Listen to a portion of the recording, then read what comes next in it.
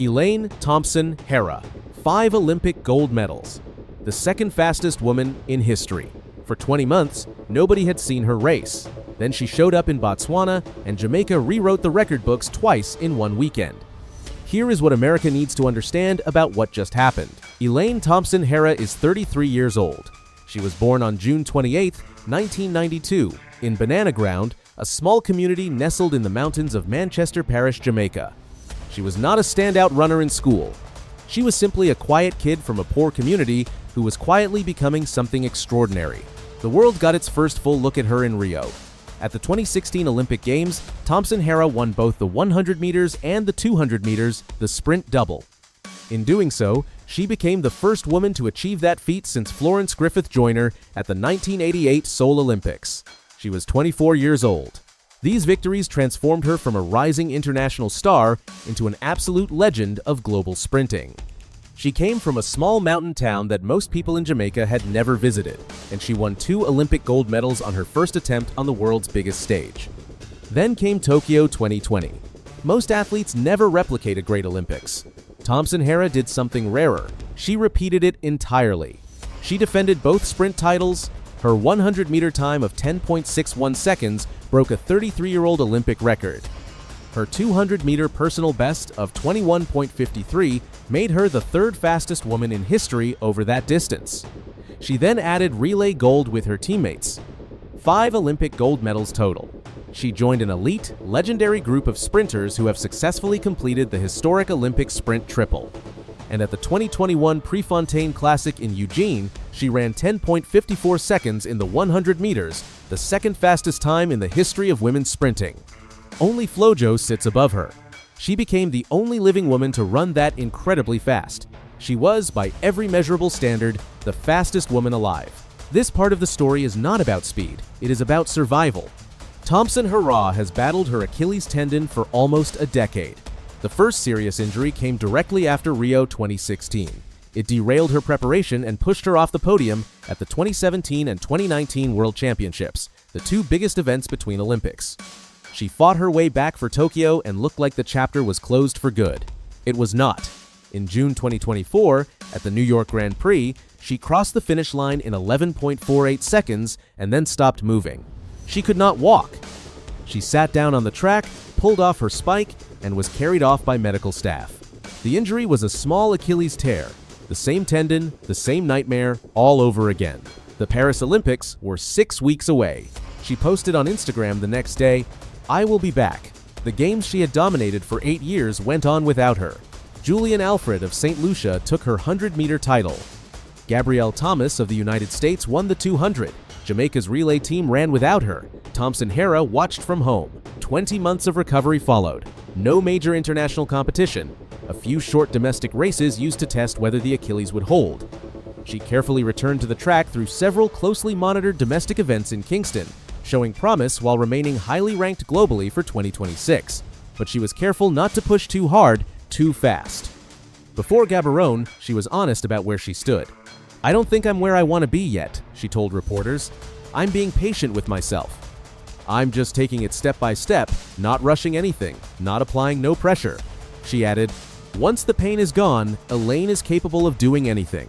She even said a world record was not on her mind this weekend. She just wanted good baton exchanges and healthy legs. Then she went to Gaborone. On Sunday, May 3rd, 2026, the women's 4x100-meter relay final took place at the National Stadium in Gaborone, Botswana. Jamaica made 2 lineup changes from the heats. Shericka Jackson was replaced on the opening leg by Brianna Williams, and Thompson-Herah came in to anchor the squad, her first relay final at a major international meet in nearly 3 years. Brianna Williams led off. Jodian Williams took the second leg. Lavanya Williams carried the baton through the third leg and handed it to Thompson-Herah in second place, a couple of meters behind Canada's Donna Nentambu. The fastest woman alive was behind. Her leg was not fully right. The Achilles had held, but something else was already tightening in the back of her hamstring. She ran anyway. Thompson-Herah powered down the final straight and ran right through Nentambu, crossing the line first with room to ease up in the final meters. Jamaica won in 42.00 seconds. Canada finished second in 42.17, a Canadian national record. Spain took third in 42.31. When reporters asked how she felt, she did not pretend it was easy. "I'm grateful that I crossed the line healthy," she said. "Coming down the home straight, I felt like my leg was heavy, like a hamstring. But I knew that I had to bring the team home because we were looking forward to that." She eased up. She was hurt. She still won. Then she posted on social media, "The devil tried to schedule your downfall. God declined the appointment." The women's relay gold was only half the story Jamaica told in Gaborone. On Saturday, May 2nd, Jamaica's mixed 4x100-meter team, Akeem Blake on the first leg, Tina Clayton on the second, Kadrian Goldson on the third, and Tia Clayton anchoring, ran 39.99 seconds. The previous world record of 40.30 seconds, set by Canada at the 2025 World Relays in Guangzhou, was gone. Jamaica became the first team in history to break 40 seconds in the event.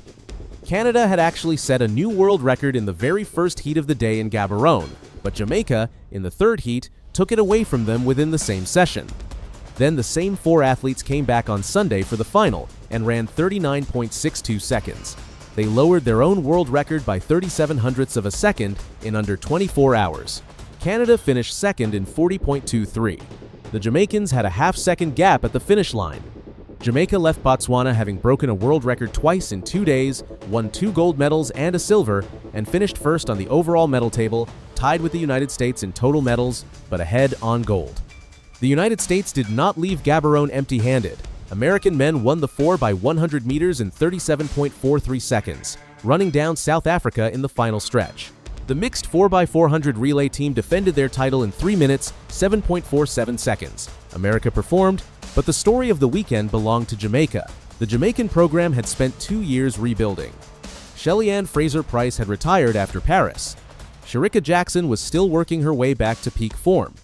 And Thompson-Herah, the woman who had run 10.54, who had stood on 3 Olympic podiums and won every time, had been absent from the global stage. The skeptics were asking real questions about whether Jamaica's golden era of women's sprinting was finished.